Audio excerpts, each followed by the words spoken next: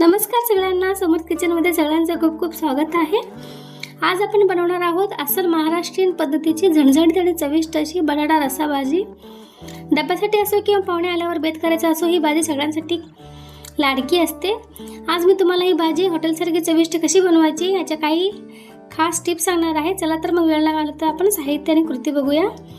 इथे मी 4 मध्यम आकाराचा बटाटा घेतलेला आहे। 1 इंच आलं, लसूण, टोमॅटो, कांदा, कोथिंबीर, कढीपत्ता, 2 हिरवी मिरची, 4 लवंगा, 1 इंच दालचिनी पण घ्यायचा आहे, 1 वेलची, जिरे, काळं तिखट, कसुरी मेथी, चवीनुसार मीठ, लाल तिखट, गरम मसाला, धने पूड, हळद आणि जिरा पावडर, तेल घेतलेलं आहे। बटाटा स्वच्छ धुवून घेतलेले आहेत। स्वच्छ धुवून त्याचे साल काढून मध्यम आकारात फोडी करून घेतले आहेत।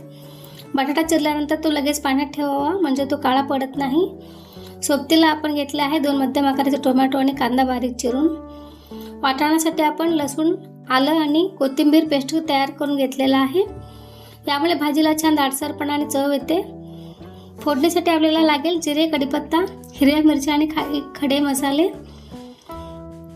तर आता गॅसवर कढई तापायला ठेवलेला आहे। तर तेल गरम झालेलं आहे।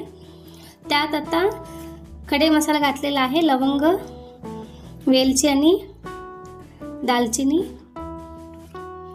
खडे मसाल्याचा सुगंध तेलात उतरला की त्यात आता आपण जिरे टाकणार आहोत। कढीपत्ता आणि मधून बारीक चिरलेली हिरवी मिरची टाकूया। आता छान परतून घेऊया।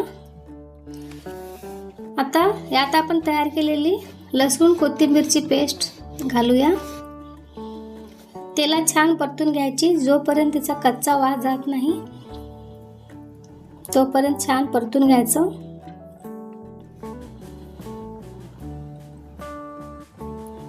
आता यात चिरलेला कांदा आणि टोमॅटो टाकून मध्यम आचेवर छान मऊ होईपर्यंत परतून घ्यायचं आहे।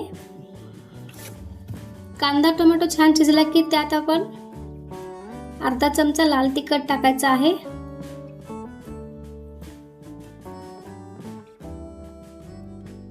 ते मी पाणी गरम करायला ठेवलेलं आहे, 1 ग्लासभर पाणी।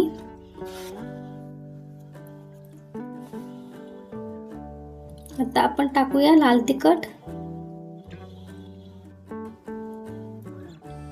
थोडी कसुरी मेथी, चवीनुसार मीठ टाकूया। कसुरी मेथीमुळे भाजीला अगदी ढाब्यासारखा स्वाद येतो।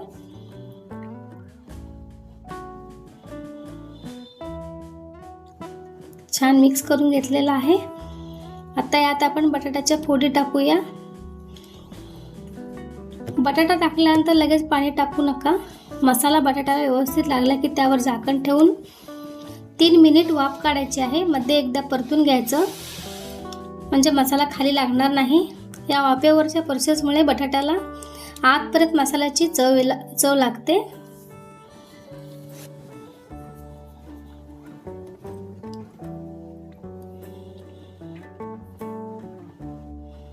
आता झाकण लावून आपण 3 मिनिटं असंच वाफेवर शिजवणार आहोत।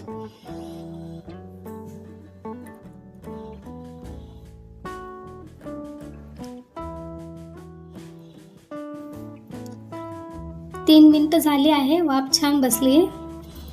आता आपण यात बाकीचे सुके मसाले घालूया।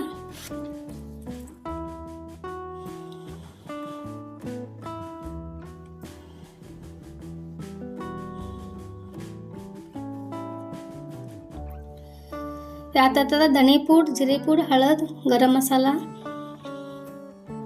आणि आपला घरगुती काळा मसाला। काळा मसाला नसेल तर तुम्ही गोडा मसालाही वापरू शकता। आता यात आपण गरम पाणी टाकायचं। लक्षात ठेवा, रस्सा भाजीला नेहमी गरम पाणी न वापरायचं, यामुळे भाजीला तरीच आणि छान चव येते, चव बिघडत नाही। तुम्हाला हवा तर रस्सा कमी जास्त करण्यासाठी पाणी ॲडजस्ट करू शकता।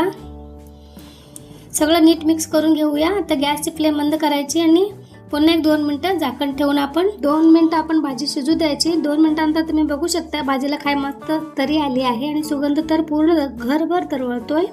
बटाटा छान मऊ शिजला की गॅस बंद करायचा. वरून थोडं कोथिंबीर टाका. आपली गरमागरम बटाटा रस्सा भाजी तयार आहे. ही भाजी तुम्ही पोळी, फुलका किंवा पुरीसोबत एन्जॉय करू शकता. तुम्हाला ही रेसिपी कशी वाटली नक्की सांगा आणि व्हिडिओ आवडला असेल तर लाईक, शेअर, सबस्क्राईब करायला विसरू नका. पुन्हा भेटूया आपण अशाच एका झणझणीत रेसिपीसोबत. तोपर्यंत धन्यवाद.